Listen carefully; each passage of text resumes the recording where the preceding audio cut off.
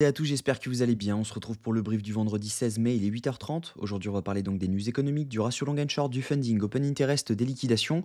On regardera ce que font les whales en finissant par l'analyse technique de Bitcoin. Mais avant ça, on va regarder donc ce qui s'est passé hier. Et ce qu'on a fait hier est plutôt clean. Donc, on a validé ce changement de tendance juste au-dessus en prenant les liquidités en dessous de cette zone. Donc ça, c'était vraiment intéressant parce que du coup, on n'a plus vraiment de raison de retourner en bas sauf pour vraiment dump, donc venir au minimum chercher ce FVG M15 et particulièrement venir chercher cet OBH4 si jamais on avait un dump. Mais actuellement, on est bullish. On n'a vraiment aucune raison de dump parce que la structure est vraiment clean. Ce qu'on voit, c'est qu'on a fait donc cette prise de liquidité juste ici. Donc je vais retirer mon indicateur pour que ce soit plus lisible. Hop, donc on a fait cette prise de liquidité juste ici. On voit qu'on avait laissé un equal low, donc juste là. On prend la liquidité, ensuite on valide un changement de tendance juste ici. Hop, donc on valide notre changement de tendance juste là. Et ensuite, on fait quoi? On laisse un FVG, donc juste ici. Donc là, je peux remettre mon indi. On valide un FVG. On revient, on mèche dedans. On mèche dans la zone ETE. Et derrière, on repart. Donc c'est la zone ETE. Non, on front-run la zone ETE. Et derrière, on repart. Mais on rebondit dans ce FVG. Ensuite, qu'est-ce qu'on fait? On valide un break of structure juste ici. Et tous les FVG M15 que nous avions donc sur le chemin, on vient, on les file parfaitement. Donc si ça veut bien charger, vous allez voir qu'on file tous les FVG parfaitement à chaque fois et donc par conséquent, le rebond peut se faire maintenant et on peut venir potentiellement break un peu plus haut. Donc ça, c'est vraiment intéressant au niveau technique. Maintenant, au niveau data, c'est un peu contraire. Si jamais on regarde les news économiques aujourd'hui, on n'a pas grand-chose. On a eu juste le PIB trimestriel du Japon, donc pas vraiment grosse news impactante pour les marchés crypto.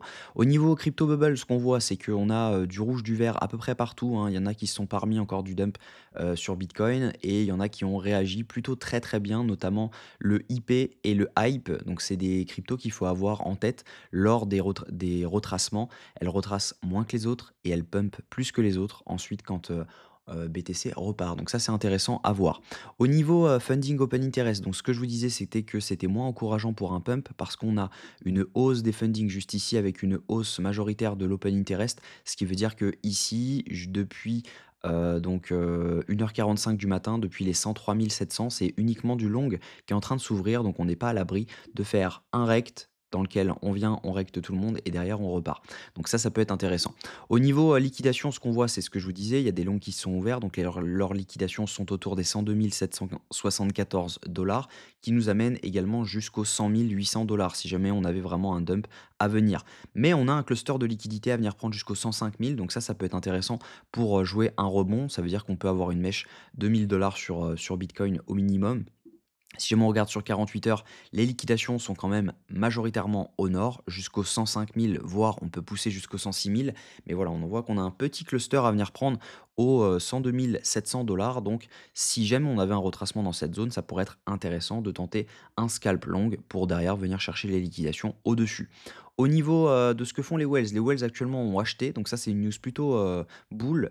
Donc on a des billets positifs haussiers en spot. On voit donc il y a eu des achats de whales, il y a des ventes de retails et il y a des rachats de micro whales, donc qui est plutôt intéressant.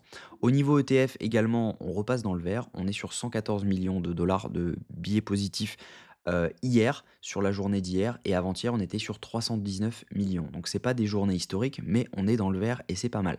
Donc techniquement, ce que je pense, c'est que il y a un monde où on vient dans les heures prochaines, ouais, j'allais dire jours, mais à mon avis, on va venir chercher ces liquidités à 104 973 dollars. Maintenant, à voir si on aura assez de puissance pour venir chercher donc cette zone-ci qui se trouve donc dans les 105 000, 106 000 dollars.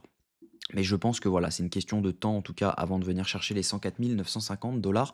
Donc je pense que le plan est de privilégier du long aujourd'hui. Maintenant, si jamais on avait un setup intéressant, on pourra potentiellement en ouvrir un. Mais pour l'instant, il n'y en a pas.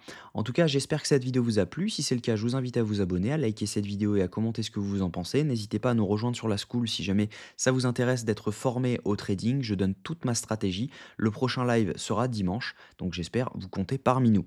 On se retrouve demain à la même heure. Prenez soin de vous.